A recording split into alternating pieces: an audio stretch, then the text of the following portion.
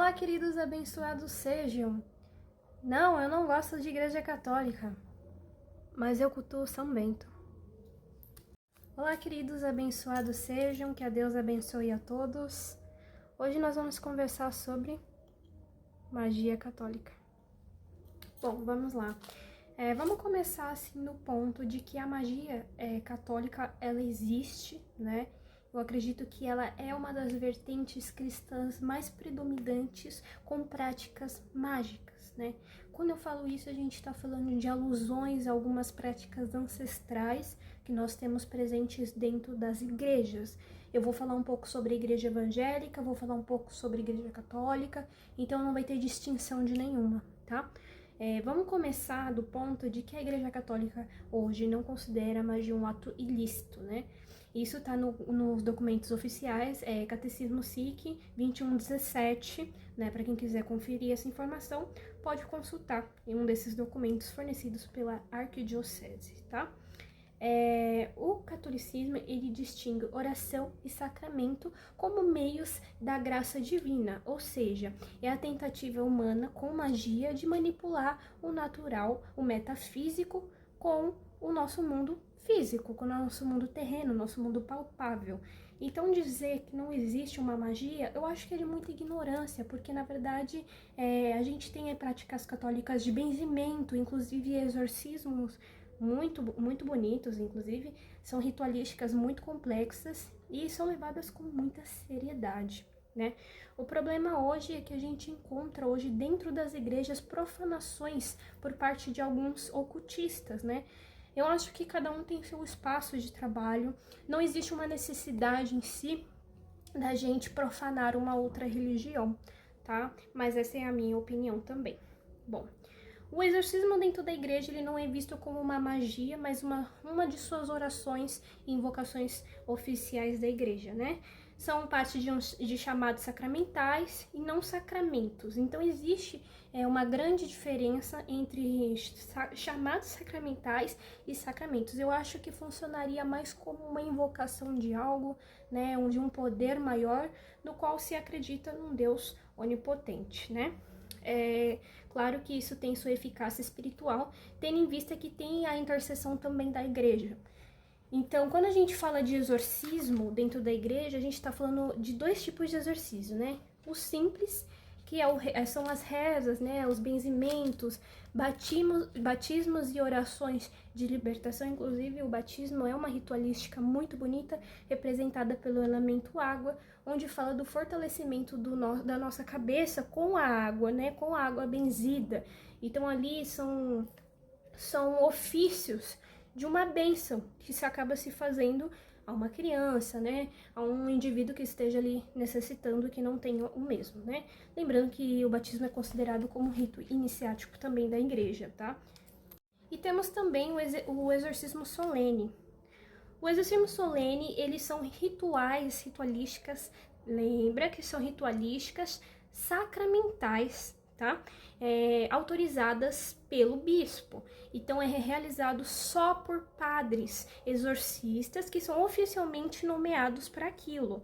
Então, hoje a gente vê aí cursos na internet de exorcismo solene, exorcismo por parte de pessoas que não têm, que não são oficialmente nomeadas pela igreja, né? A gente vê muito dessa questão hoje em dia, porém antigamente até os padres, né, de alguns bairros tinham que consultar esses bispos, a arquidiocese, né, do lugar, para que realmente tenha essa comunicação entre as igrejas para ver se aquilo vai ser aprovado ou não, porque não é qualquer padre que faz esse tipo de exorcismo, né?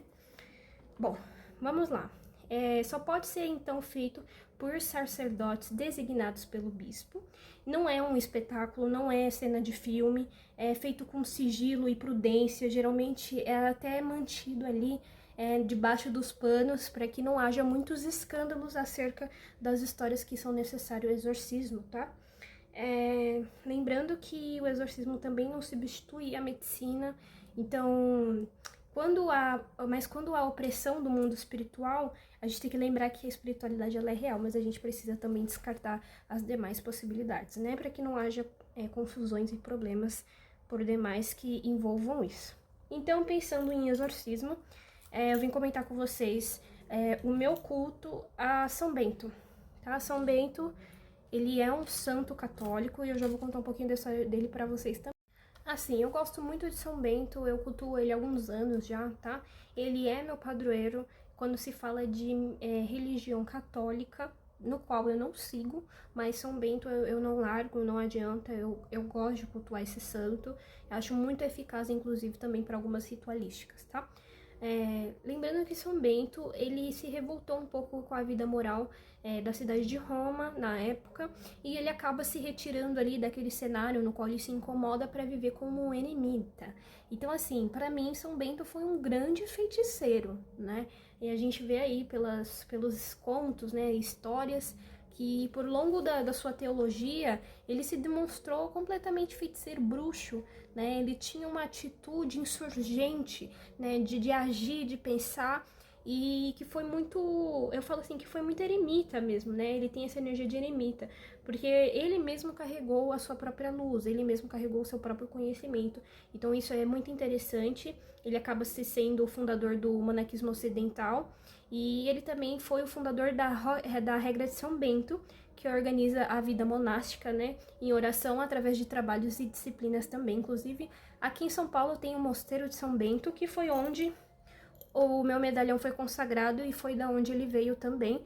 Ganhei das mãos, né, de alguns integrantes de lá.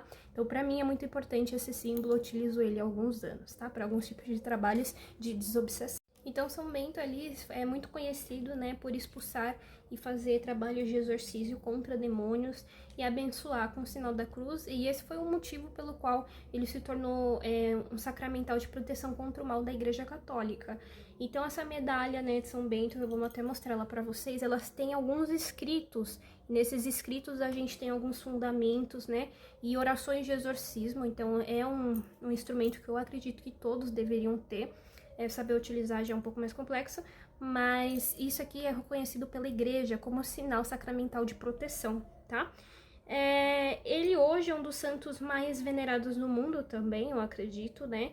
A festa litúrgica dele é celebrada dia 11 de julho, então, inclusive foi até recentemente.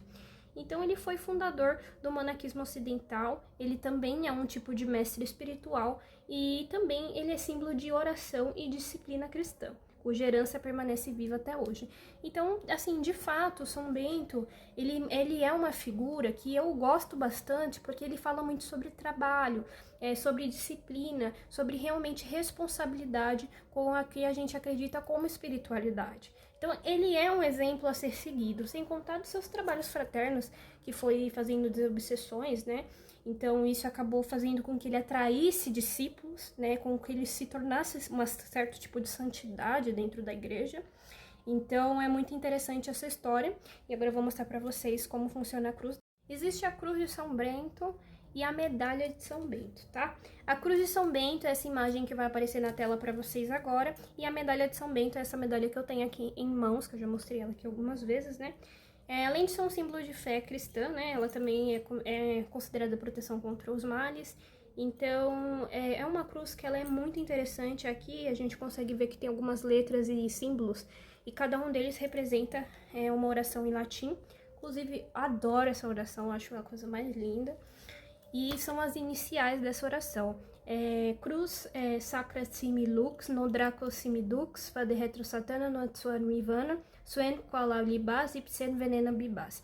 Então, a cruz sagrada seja minha luz, o dragão não seja o meu guia, afasta-te Satanás, nunca me olhe e conselhe coisas vãs, o mal que tu me ofereces bebe mesmo do teu próprio veneno.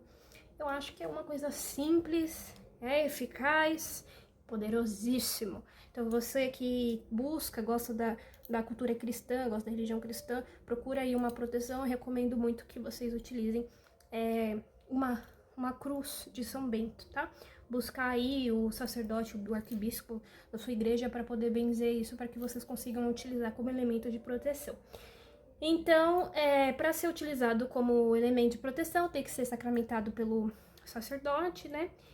Pode ser colocado em carro, casa, entrada da casa é muito bom.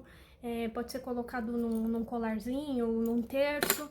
Então, é importante que vocês realmente utilizam. O amuleto dentro da religião católica, ele acaba se tornando algo um pouco polêmico, né? Porque dizem, né, algumas falácias sobre a adoração das imagens e tem todo esse arquétipo aí de ignorância. Não é, pessoal, isso daqui é uma simbologia. A gente fala que são mecanismos de conexão com o metafísico. Então, para que você consiga se conectar melhor, consiga entrar naquele estado de gnose com a espiritualidade que você está invocando ali, tem pessoas que utilizam de elementos, tá? Hoje, né, eu não utilizo muito dos elementos, mas eu tenho eles porque eu gosto. Então acaba sendo como se fosse um arsenal mesmo, que eu tenho, né? Acaba ficando nos altares e tudo mais. Mas ele também eu utilizo para fazer trabalhos em terceiros. Então, assim, em oração, benzimentos, a gente acaba utilizando esse tipo de ferramenta. Então, assim, qual foi a imagem que São Bento representa para mim e essa que eu carrego comigo, né? Para mim é viver numa solidão não, né? Numa solitude, num silêncio e numa vida de oração, né? Independente de crenças e tudo mais, faz parte de tradição do cristianismo, mas também oração ela tá em práticas indígenas, práticas xamânicas, práticas hinduístas. Então a oração ela é uma palavra ecumênica, né? Ela engloba diversas religiões e crenças também. Então é importante que a gente aprenda com São Bento o silêncio interior, né? Para a gente poder derivar isso, o esvaziamento da mente, das coisas que a gente absorve do dia a dia, né? Então a gente tem que realmente diminuir os estresses externos, começar a se ouvir, porque sem o silêncio externo a gente não consegue ouvir a nossa própria voz interna. Então é importante que a gente dê atenção também a isso. Isso também favorece essa vida, né, um pouco mais eremita, para ter um contato direto com o seu sagrado interior. Então, ela facilita essa conexão com as divindades, com os ancestrais, com a sua própria força interior, né? É uma disciplina de desapego. Então, a gente acaba renunciando também a excessos materiais, ego, e acaba, consequentemente, fortalecendo a nossa fé, né? Então, tudo isso gera a nossa transformação interior para melhor, né? Para uma evolução, não para algo que acaba nos desgastando, porque quando a gente anseia o mal, a gente anseia o ego, a gente anseia a soberba, a gente anseia obsessões, a gente acaba fazendo mal para nós mesmos, né?